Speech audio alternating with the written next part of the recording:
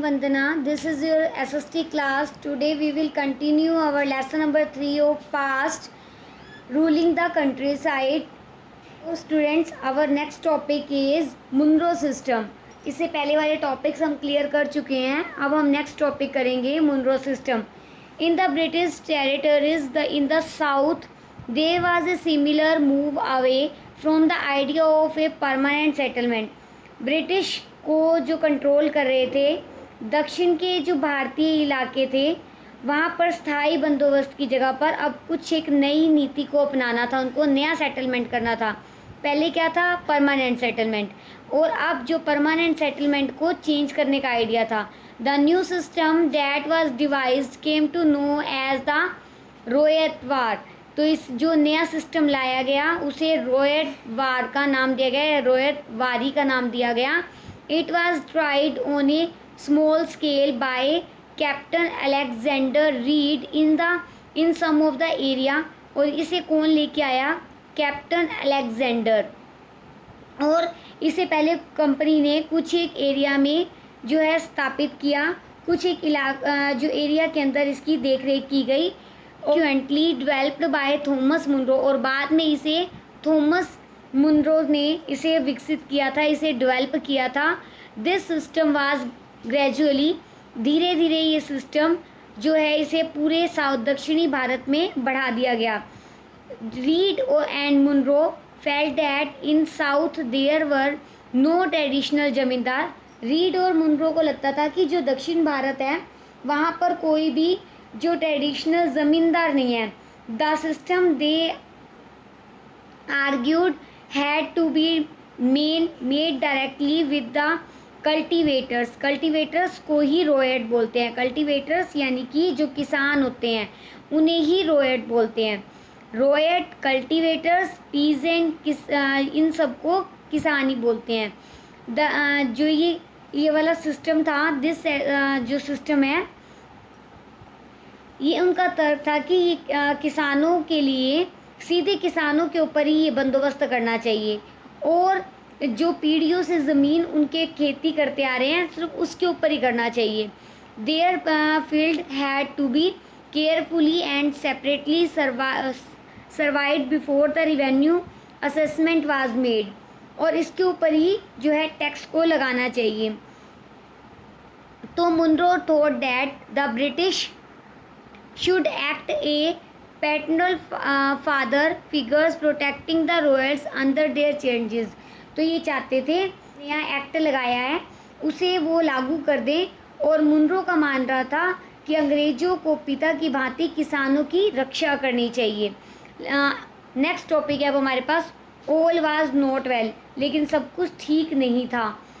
कैसे? With a few years, लगभग कुछ सालों में के बाद, कुछ सालों के बाद, after the new system was imposed, कुछ एक इस सिस्टम में कुछ एक नई समस्याएं आई. It was clear that all was not well with them, कि उनके साथ कुछ अच्छा दिखाई नहीं देने लगा था. वो ये सोचते थे कि ज़मीन से होने वाली जितनी भी आमदनी है उसको बढ़ाने के चक्कर में जो टैक्स है वो अधिकारियों तक वो तय नहीं हो रहा था, वो फिक्स नहीं हो रहा था कि उन्हें कितना टैक्स दिया जाए. जो किसान हैं वो अपना पूरा का पूरा टैक्स नहीं दे पा रहे थे.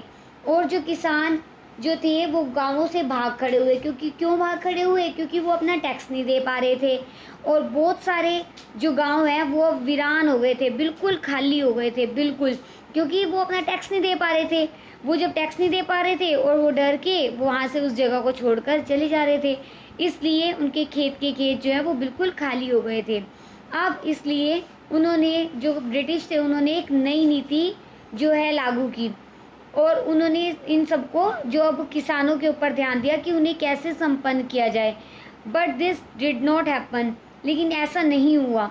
Next, crops of the Europe. अब यूरोप के लिए फसलें. यूरोप के लिए फसलों में अब ब्रिटिश ये चाहते थे कि वो ऐसी किसान जो है वो ऐसी फसलों को बोएं जिससे कि उन्हें प्रॉफिट हो सके. यानी कि ब्रिटिश को जो है ब्रिटिश सरकार को प्रॉफिट हो सके. और वो फसलें क्या थी? जैसे कि गेहूँ और हमारे पास कॉटन, ये सारी फसलें वो उगाना, चाय, इन जूट, ये सब फसलों को उगाना चाहते थे।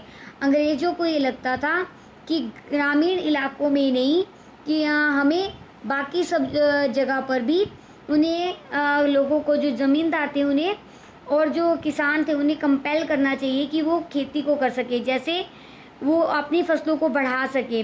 जैसे कि उन्होंने फसलों को, जूट को बंगाल में बढ़ाना चाहा, आसाम के अंदर किसको, चाय की खेती को बढ़ाना चाहा, गन्ने की खेती को भी उन्होंने बढ़ाने की कोशिश की उत्तर प्रदेश में, पंजाब के अंदर किसको बढ़ाया, गेहूं को, महाराष्ट्र में कॉटन को और चावल को मद्रास में बढ़ाया। अब वो चाहते थे सबको कैसे बढ़ाएं कि उन्हें प्रॉफिट हो सके, तो उन्होंने बहुत जो है, अब इसके लिए क्या क्या स्टेप उठाए देखिए। Does colour have a history, क्या रंग का कोई इतिहास है? यस। अब इस टॉपिक के ऊपर ही सारा हमारा जो टॉपिक है वो पूरा डिपेंड करता है, क्योंकि इसके अंदर हमें जो कलर से ही, ये इसमें आप ब्लू कलर देख रहे हैं ना, ये ब्लू कलर नील की खेती का है जो मोस्ट इम्पॉर्टेंट है, और इससे रिलेटेड क्वेश्चन भी आपसे पूछे जाते हैं। देखो जितने भी ये कॉटन की ये जो ये काम किया हुआ है इसके अंदर ब्लू कलर का, इसे कलमकारी प्रिंट कहते हैं, जो कि आंध्र प्रदेश के अंदर जो बुनकर थे इंडिया के वो बनाते थे। और जो राइट साइड में दिया हुआ है ये फ्लोरल वर्क, ये डिज़ाइन किया गया है और इसे प्रोड्यूस किया गया है विलियम मॉरिस के द्वारा। ये एक फेमस पोइट और आर्टिशियन थे 19वीं सेंचुरी के। तो इस दोनों प्रिंट के अंदर जो कलर का काम किया गया है वो किसका किया गया है, ब्लू कलर का, जिसको क्या कहते थे, इंडिगो। ये किससे काम किया जाता था, ये नील की खेती, इंडिगो को कहते हैं नील की खेती। और ये कलर क्या है, इसके बारे में कैसे प्रोड्यूस होता था और कैसे इसकी खेती के लिए ज़्यादा लोगों को बढ़ावा दिया गया। अब हम आगे वाले टॉपिक्स में इन सब के बारे में पढ़ेंगे। Why the demand for Indian Indigo, कि इंडियन इंडिगो यानी कि जो नील की खेती थी उसकी डिमांड क्यों बढ़ गई थी, ये बहुत इम्पोर्टेंट है। क्यों बढ़ी थी? नील ना एक पौधा होता है, नील का एक पौधा होता है जो कि बहुत कोमल और बहुत नाजुक होता है, और ये वहाँ पर होता है जहाँ पर इसकी खेती भी वहाँ की जाती है जिसकी भूमि बहुत उपजाऊ होती है।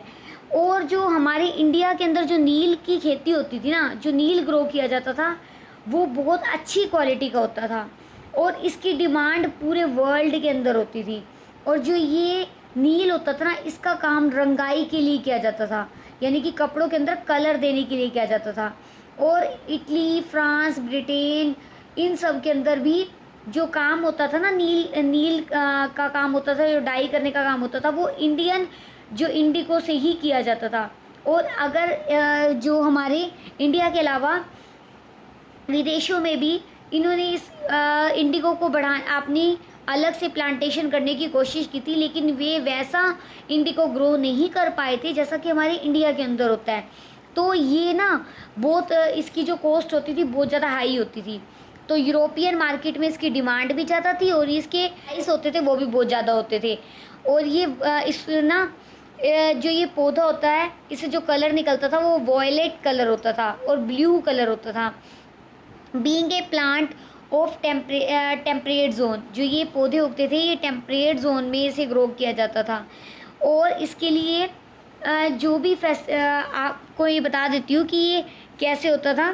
सबसे अच्छी जहाँ पर खेती की जाती थी, जो सबसे अच्छी भूमि होती थी ना, उसी पे ही ये ग्रो होता था और किसी भूमि पर ये ग्रो नहीं हो सकता था। यानी कि जहाँ पर चावल और दाल की खेती होती है ना, जो मिट्टी बहुत उपजाऊ होती है, उसी मिट्टी पे ही इंडिगो उगता था। देखिए मैंने आपको ये पहले ही बता दिया है कि ये बाकी के जो ब्रिटिशर्स थे उन्होंने भी इसे बनाने की ग्रो करने की कोशिश की, लेकिन उनसे जो वो ग्रो हुआ था उसका कलर बिल्कुल डल होता था। लेकिन इंडियन जो इंडिगो है उसका कलर बहुत ब्राइट होता था, बहुत ही अच्छा होता था, इसलिए इसकी डिमांड बहुत ज़्यादा थी। बाय द एंड ऑफ 18वीं सेंचुरी, 18वीं शताब्दी के एंड तक, इंडियन इंडिगो ग्रू फर्दर, कि इंडियन जो इंडिगो है उसे और ज़्यादा उगाने पे, ग्रो करने पे इसको प्रोत्साहित किया गया, ताकि जो कॉटन के क्लोथ्स हैं उनके ऊपर डाई का वर्क किया जा सके। और जो इसे बेचकर काफ़ी मुनाफा कमाया जा सके। नील की खेती की जब डिमांड बढ़ी तो वेस्ट इंडीज़ और अमेरिका से भी जो मिलने वाली जो इनकी पूर्ति थी वो भी एकदम से बंद हो गई थी। 1783 से 1789 के बीच में दुनिया को नील का उत्पादन जो था वो बिल्कुल आधा रह गया था, बिल्कुल कम हो गया था। और ब्रिटेन के जो रंगरेज थे, अब नील की आपूर्ति के लिए उनके अंदर बेचैनी हो गई थी। तो Britain turns to India faced with the rising demand for indigo in Europe. अब जो इंडिको की मांग पूरे यूरोप में बढ़ रही थी, तो कंपनी को लगा कि अब इंडिको का कल्टीवेशन ज़्यादा से ज़्यादा किया जाना चाहिए। From the last decades of 18th century, कि 18th सेंचुरी के जो आखिरी दशकों के अंदर खेती जो है वो बढ़ने लग गई थी और तेज़ी से सबसे ज़्यादा बंगाल में पैदा होने वाली जो नील थी ना, वो दुनिया के बाज़ारों में सबसे ज़्यादा फेमस थी। 1788 में ब्रिटेन जो नील का आयात करता था, भारत उसमें 30% था जो आयात करता था ना पूरा, उसका 30% जो था वो से किया जाता था। एज द इंडियन ट्रेड ग्रू, जैसे जैसे इंडियन जो नील का व्यापार फैलता गया, कंपनी के अफसर जो भी थे जो वो ये चाहते थे अब नील के ऊपर ज़्यादा पैसा लगाया जाए और वो ज़्यादा प्रॉफिट कमा सकें।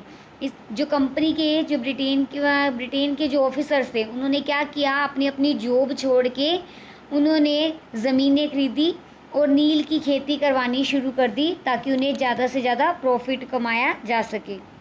Hope you understand the concept of the topic that I have shared with you, and rest of the lesson we will meet in our next video.